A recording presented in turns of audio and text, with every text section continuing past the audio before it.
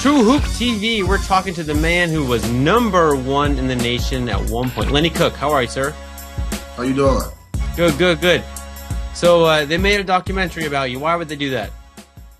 I'm not sure, but it's a great documentary. It's a story about my basketball career coming up through high school, the rise, the falls, the goods, the bads.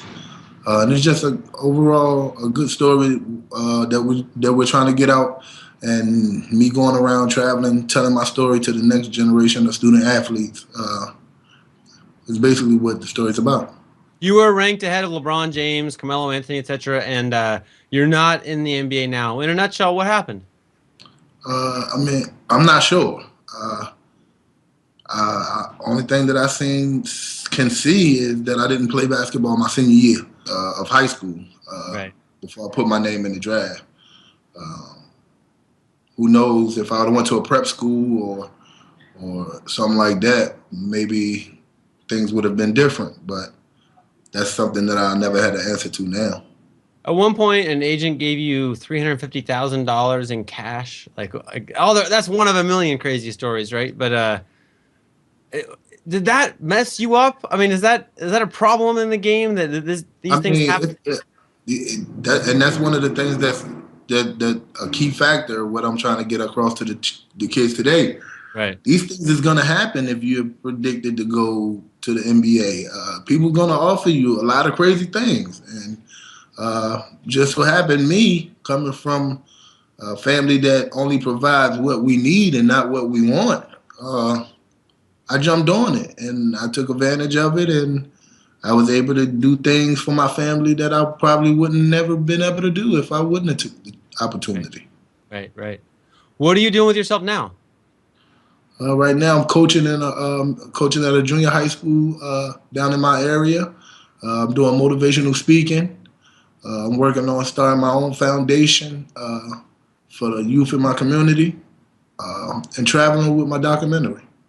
There was a line in there where you said that you don't really love basketball that much, and that struck me as something we take for granted, I guess.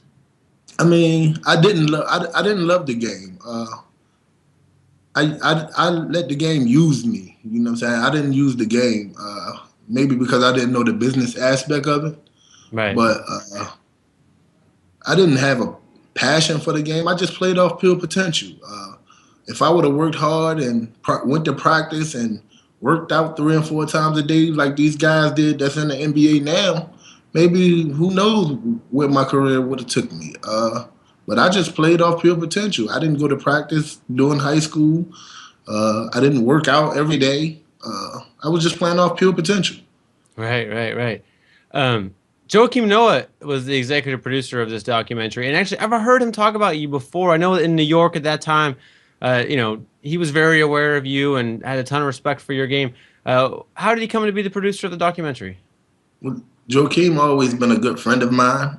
We played on the same AAU team. He was younger than me, but he's always been a good friend of mine and always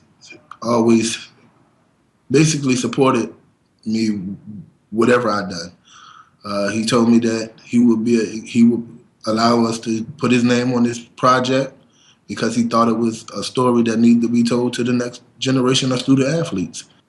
Who are the people of the basketball world that you know? I mean, like the people, your exposure to the NBA and the path of the NBA, who were you dealing with? Agents or runners, or who was in your world? At the time when I was coming out, I was dealing with a runner for an agent, and this guy he came down with a lump sum of money, and I jumped on it.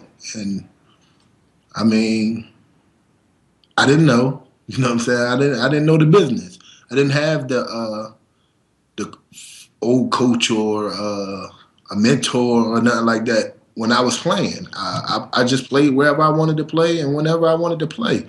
These guys, they always had their first basketball coach or their father that coached them through their whole career from when they were 7, 8 years old. I didn't pick up a basketball till I was 16. Wow. You know what I'm saying? So I mean, all of that plays a role. You know what I'm saying? To me, it just all plays a role in that. All right, so the documentary is called Lenny Cooke, directed by Josh and Benny Safdie, and it opens in New York in theaters coming up soon, I understand, and then nationwide later on. Is that right? Correct. It's going to premiere in New York on December 6th. And then we have dates set for California and a couple of other big cities. Lenny Cooke, thank you for sharing your story. Thank you.